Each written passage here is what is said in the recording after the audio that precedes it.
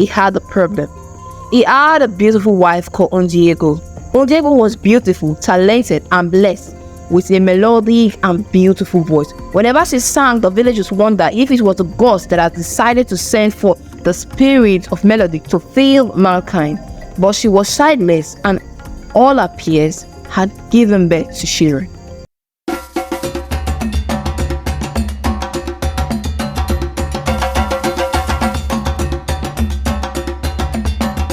A clearing on the edge of the market, dominated by an iroko tree in the land of Ika, lived a great hunter called Abasi. Abasi wasn't only brave, but remarkable at what he does. Abasi was skillful, talented. There was no child who hasn't heard about the tales of Abasi. Despite Abasi's tales of victory, he had a problem. He had a beautiful wife called Undigo. Undigo was beautiful, talented, and blessed with a melodic and beautiful voice. Whenever she sang, the villagers wondered if it was the gods that had decided to send forth the spirit of melody to fill mankind. But she was childless, and all her peers had given birth to children.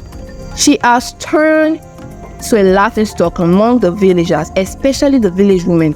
Most of the village women had resorted to start calling her barren. Undigo was pained. She cried day and night, praying that God should smile on her with the fruit of the womb. She was tired of being called barren. Abasi wasn't only concerned, but worried about Undigo, although he had always reminded her that she wasn't the giver of children but God, and that one day the gods would smile on them with the fruit of a womb. But Undigo refused to stop crying. She also refused to go outside her hut because of the mockery.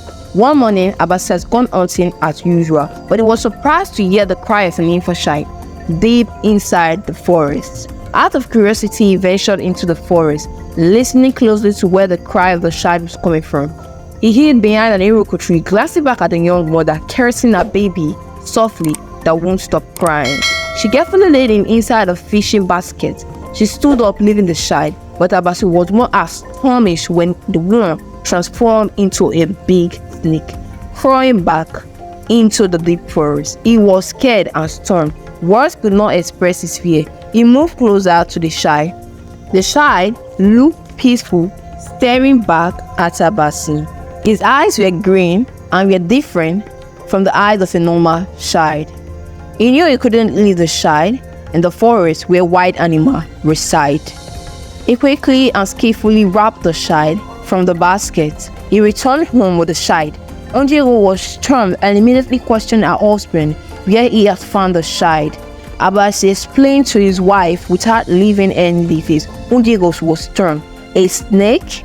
They both vowed to parent the child. They named him Baroka, the son birthed by another.